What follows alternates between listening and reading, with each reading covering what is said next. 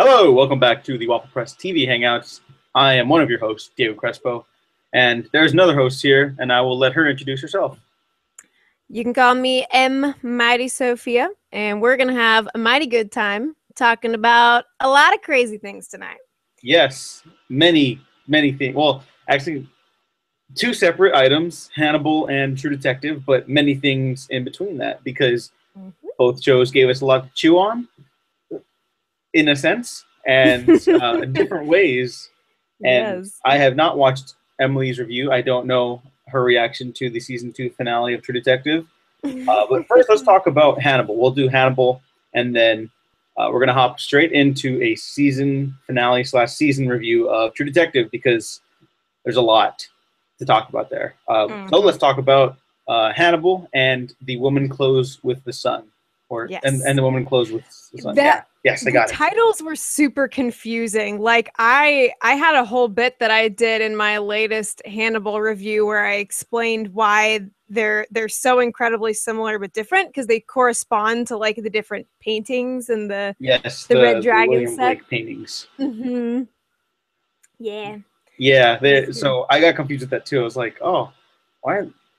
They're the same name. Why are they doing that? And then, I caught it eventually too. So yeah, fun stuff. In this episode, we have more reinterpretation of the Red Dragon story. So I'm pretty much just I'm on. We're both on board by this point.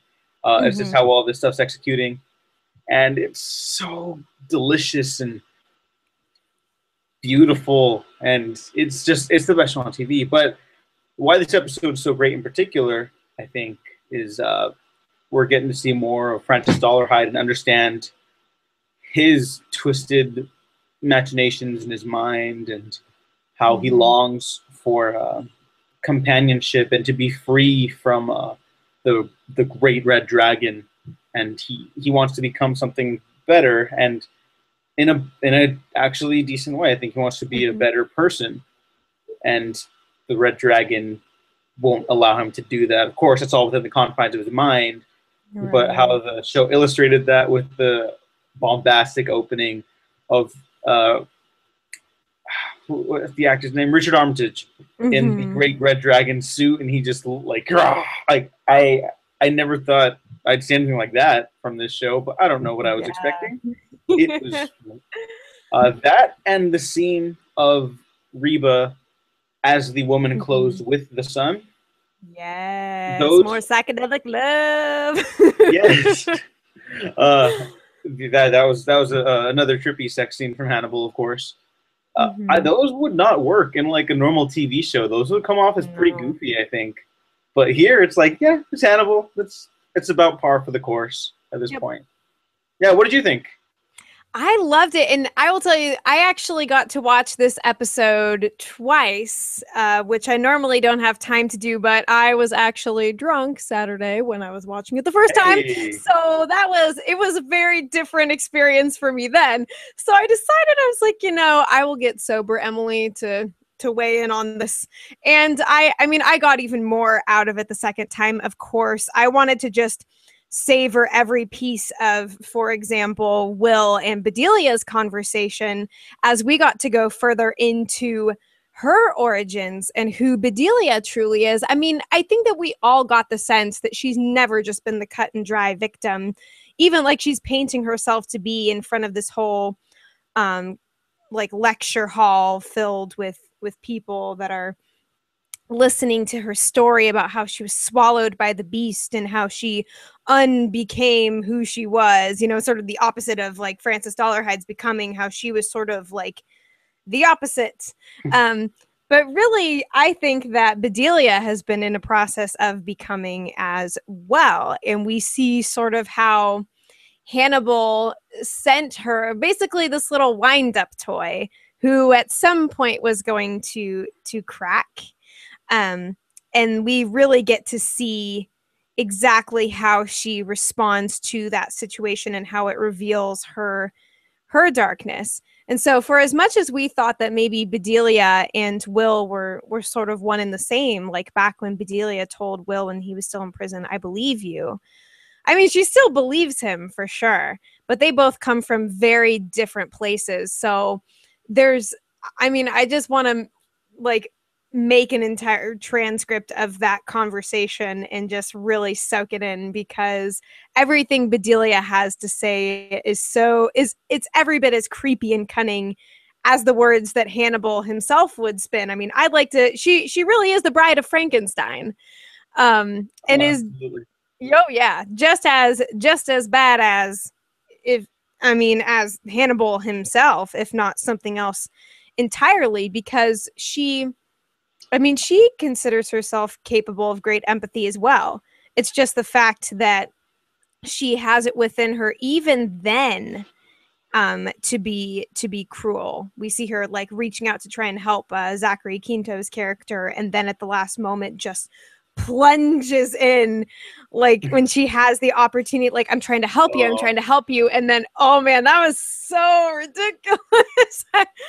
But yeah, just as far as visceral moments go, we got quite a few in this episode. Love the stuff with Frances Dollarhide, and the sex scene was great.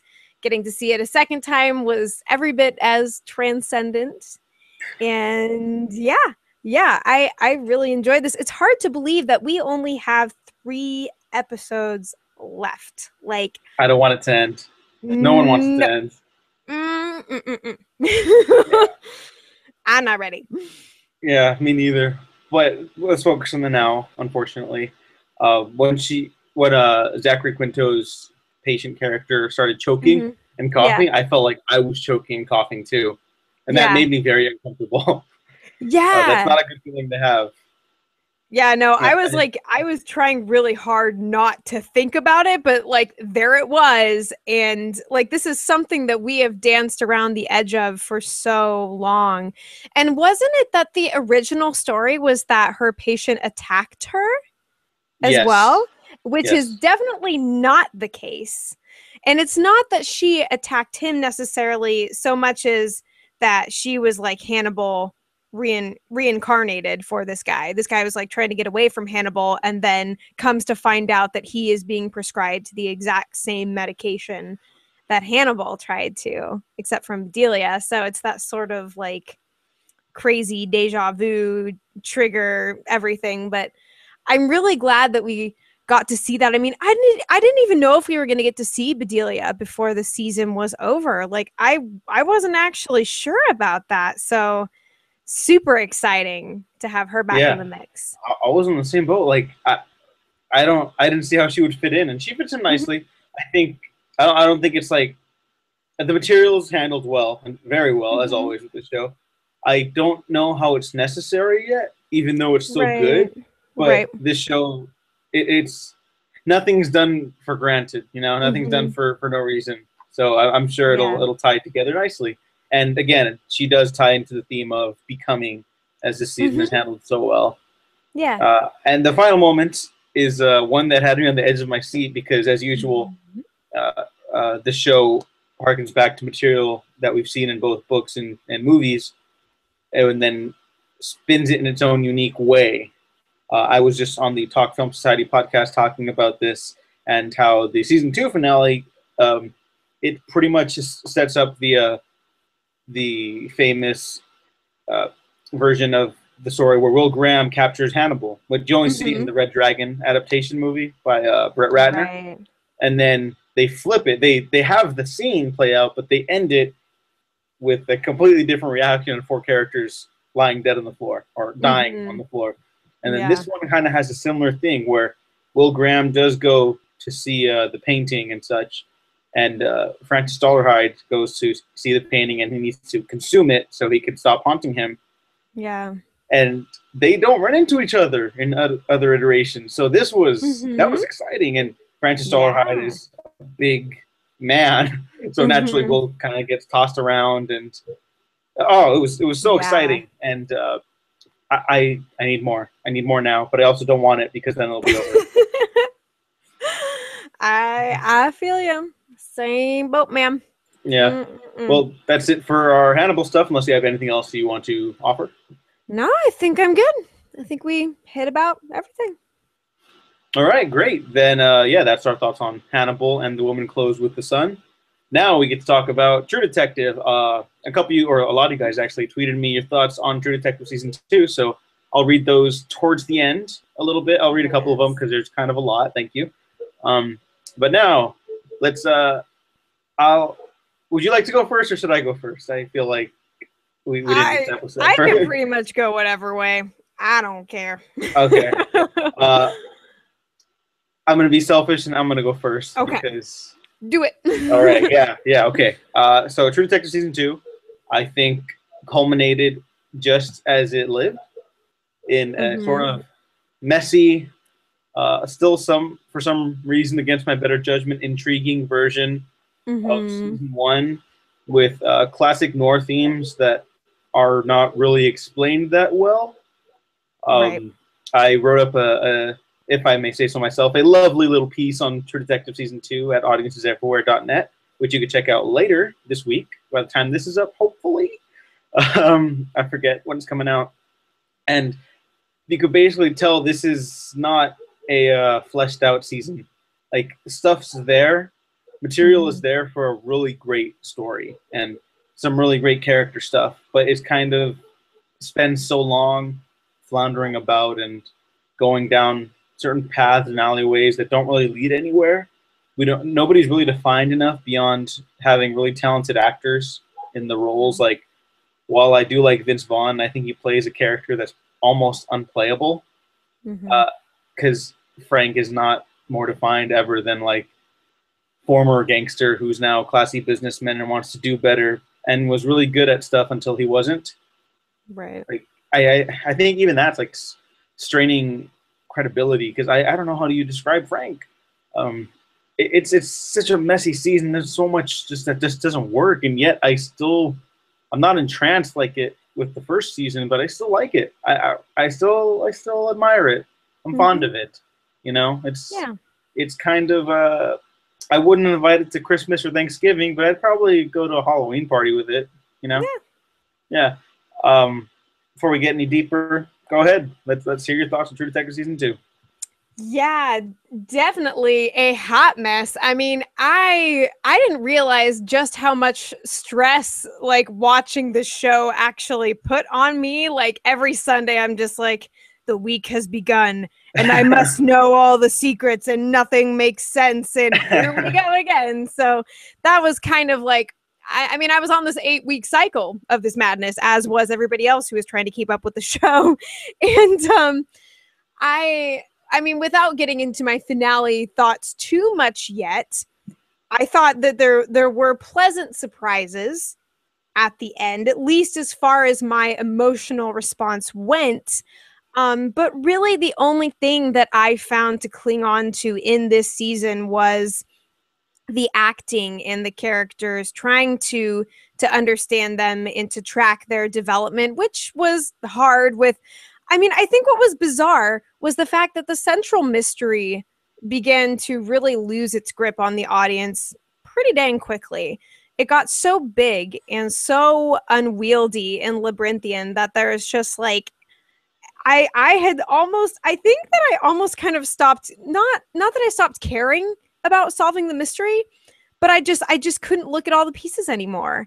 There was too much that was on the periphery that to where it got to the point where I was like, okay, I'm going to view this show the only way that I know how. I don't know if this is even how like they want me to watch the show, like the writers and the creators and whatever, but I'm like, I'm going to look at this thing because I like this thing. And I'm going to try to enjoy this because I'm committed to watching this through to the end. So I was able to really get into the characters, of course, but the mystery just got more and more convoluted. Whereas by the end of the first season, a lot of things came into focus. And sure, like the ultimate, the Yellow King from last season, like sort of came out of left field for a lot of people too, but not nearly in the fashion that everything else came out of left field in this season. Oh, Jesus, Yeah. And so I'm very sad that it wasn't more focused and it wasn't consistently riveting and more constantly frustrating. But there are certain aspects of it that lead me to believe that I will watch the third season and that have me hoping that maybe, just maybe, third time's a charm. Who knows? Who knows? I mean, the anthology format is definitely getting its kinks worked out. I don't watch a lot of anthology television, but from what I can tell, shows like American Horror Story have suffered their own bouts of ups and downs with the Oh, you have anthology no formula. idea. And yeah, I've heard enough to where I have made the executive decision to not go down that road, but just kind of watch from the outside. Like, I'll be on the inside of True Detective and I'll deal with that. But, yeah, I still think I'm going to come back for more because there's just enough. There's just enough to it that leads me to believe that there's got to be some more of that magic left. What made us fall in love with the first season, what kept us alive and breathing during the second season. There's got to be a way it can come back in full and with a vengeance for the third season. I want so much to see that, and I believe that maybe there's just enough. So yeah. Yeah, I agree with that. Okay, we're on the same page then. Yeah, like flawed, good moments sprinkled in, some good acting. I think for the most part the acting's still pretty, at least solid. Yeah. I don't think anybody's like horrendous or bad or unwatchable or anything like that. I feel really bad for Vince Vaughn because his character was just like all over the map in what he was trying to do until the very end. By the end of it, yeah, he has like a straight line to play the character on. Everything else is kind of like him hopping around. We don't know who he is, what he's doing yet, so it's incomprehensible. I think Colin Farrell and Rachel McAdams are the standouts for everyone. They're so good. I want them to get lots of work. Colin Farrell is in Fantastic Beasts and Where to Find Them, the Harry Potter spinoff, and I was saying I want him to be Ray Velcoro in the Harry Potter universe.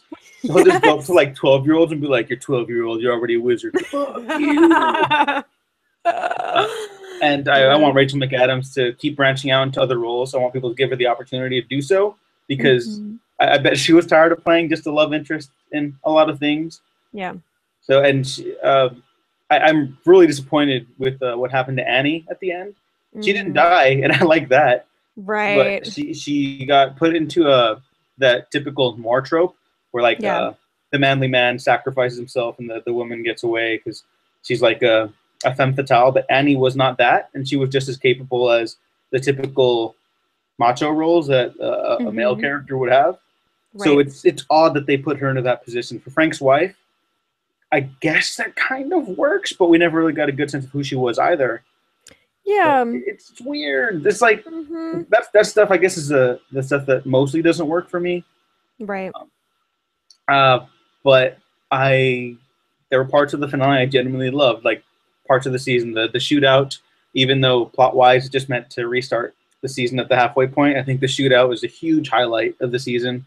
The orgy scene was really well done, with honestly a kind of disappointing orgy in the mix, but really well directed. Right. And then obviously the weird rape callback stuff that amounted to nothing at the end.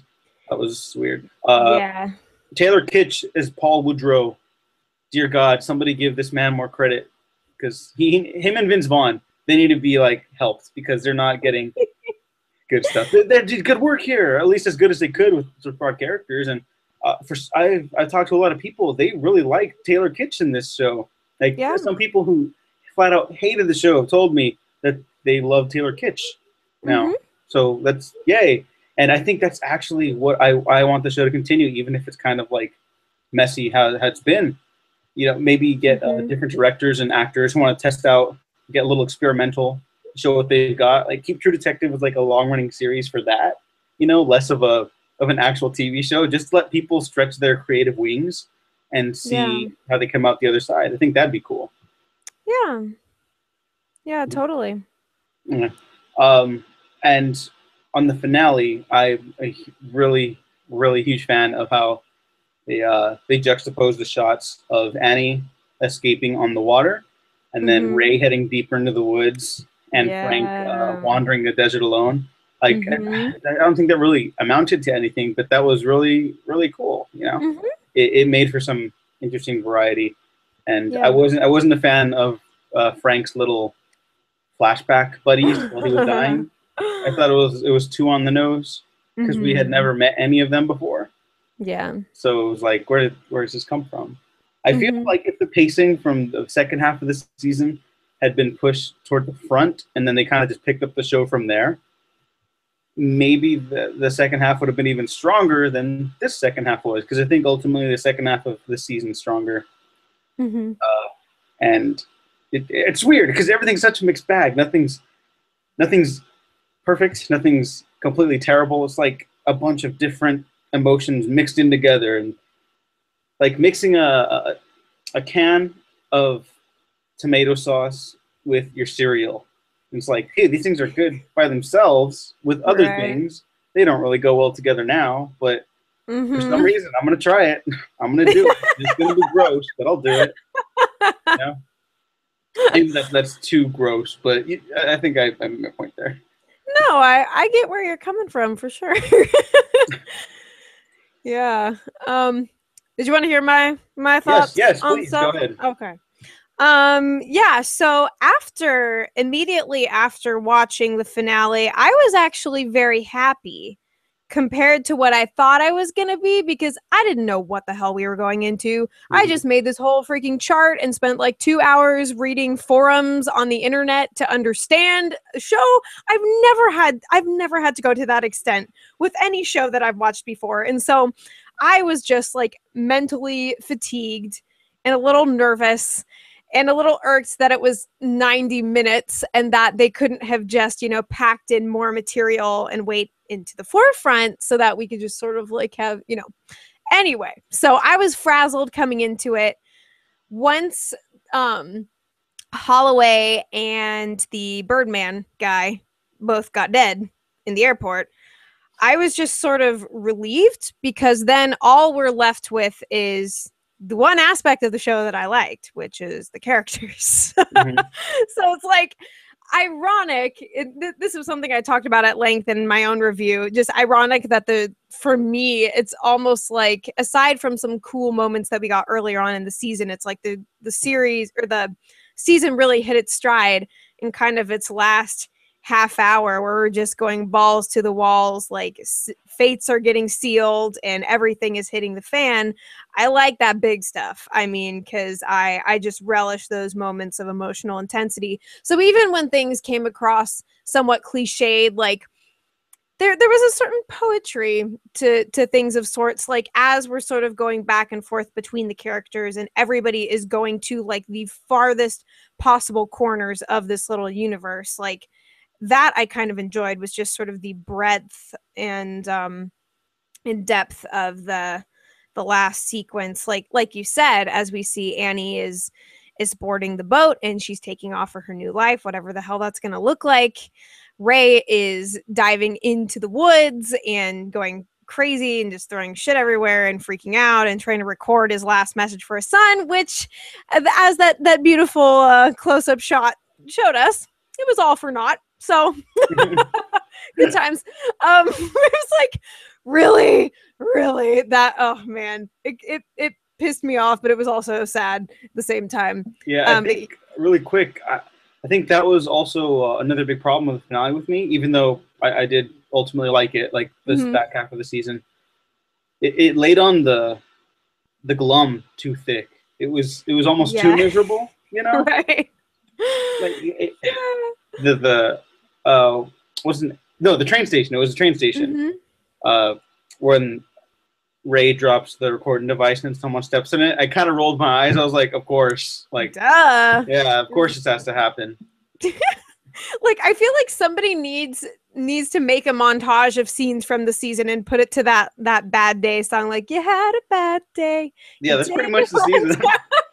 And just like bathe everything in like gray and static. Just yeah, that's kind of how I feel. Like Mhm. sad melancholy piano songs or playing a song in the world's tiniest violin.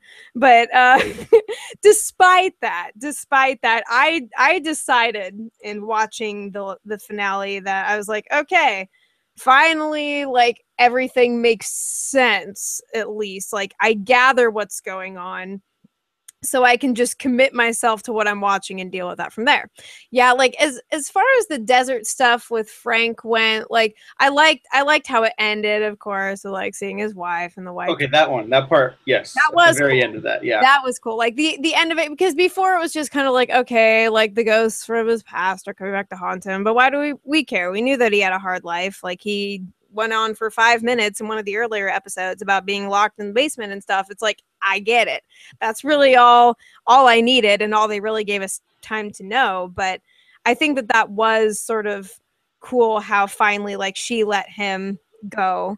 And yeah, I felt like, despite all the issues that I had with Frank before, like, I finally kind of came to terms with who he was at the end, even though he's a really kind of a weird sort of character and feels like a fusion of a lot of different people. I was still kind of like, I actually cried Oh my God. at the end. So well, not just like full on boohoo bawling, but I was just like, oh man, this is heavy. And I kind of felt it. I did, whatever. But yeah, so I think I definitely had a more positive reflection of this finale than most, and that's okay. It's mostly because I just kind of I went into it and I was like, all right, I'm gonna find what I can to enjoy, and I felt something, and I appreciate that. That's really all that I wanted out of this, was to go out on a high note, or a low note, I guess, as like everybody's kind of dead. But then we do have the ladies that are still carrying on. So yes, noir trope / go women. But yeah, I mean, I like the idea of Jordan and Annie, like, kind of being comrades. I think that's sort of cool. But yeah, lots. Yeah, I wasn't crazy about how they like they put the woman in that position, but then I'd watch the next season specifically for Annie, Jordan, and the henchman guy, just all, like, having adventures in, like, Brazil, and have the guy be like the nanny, and then Annie and Jordan are just out, like, fighting crime across the globe. Yeah, that'd be great. That's True Detective season 3 for you. That'd be pretty good. Go back to the two leads, and lock it down. Yeah, exactly. Yeah. I mean, the Velcoro stuff, the Velcoro family stuff, really got to me. I didn't get too emotional. I didn't tear up or anything. You don't have to cry. I'll do that for you. No, but when he went to go see his son, I was like, that stuff, regardless of all the season's flaws, I think has been handled so well, and nobody's giving it its credit, because that's, at the very least, everyone can understand that character decision. Yeah, he wants to see his son one last time, and that cost him his life. But he for him, it was worth it ultimately. And that was so good. It was so good. That almost had me blown away. Yeah. Like, God, I know people don't like the show right now or anymore. But people are acting like Nick Pizzolatto personally went out and murdered their families. And that's not warranted. Yeah, no, not at all. Really not. Look, we've talked about it before. If you don't like the season, that's fine. Everyone tell their opinion. I've seen some of the things you people watch. This is still better than, like, a majority of cop shows. It's still it's got enough merit to it that I can recommend it to people, with a warning at the bottom for this season to just hang on, because things get overly complicated and such. But there's merit to it. There's a reason people should watch this. At the very least, watch it to understand what went wrong, and why sometimes having one creative vision behind something can also be a bad thing. Maybe it's nice to have a writer's room if they do a season 3. Hopefully they do. I mean, Aaron Sorkin has that problem all the time. Like on his movie stuff, it's fantastic because it goes through a couple rewrites and such. But his work is still there. He's on a short leash, if you will. Yeah. And then, like, the newsroom, which I am notorious for hating it, because he just went all over the place, and it was just a bunch of nothingness that was a bunch of people speechifying and some weird sexist stuff that nobody talks about. So maybe Pizzolatto just needs to team up with Aaron Sorkin, and then together they'll be so excessive that it'll just be the best show ever, you know? There you go. Yeah, There you go. exactly. Really quick, I will grab a few tweets from people because people had thoughts like you and I did. They won't be able to go as in-depth as you and I did. So, that's okay. Guys, don't take it personally. Emily, do you have any other immediate thoughts, though, on True Detective Season 2? You know, what's done is done. I'm relieved that this season is over. I truly am, which feels weird to say. But, you know, I'll probably bite the bullet and come back for whatever's next just because I have to know. I have to know. Where is it going to go from here? I mean, we're like 1 for 2 right now. So I don't know what's going to happen. But yeah, there's enough there. Just enough. Yeah. Yeah, absolutely. I'll do it. And I really want the actors to move on to other good things because they all proved that they're very talented with this material. Now imagine if they had material that was completely fleshed out and properly motivated and guided. They get them all together again for True Detective Season 3 with a writer's room. There you go. Boom. Problem solved. Perfect. There you go. Bada bing, bada boom. Yeah, bada bing, bada boom. Okay. Tales to Astonish said it made me realize how much more good Rachel McAdams we need.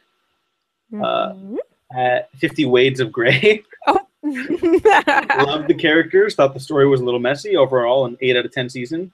I would probably rate it like a solid B minus. Yeah. Maybe C plus. Anywhere between those three. It'd probably be like B minus.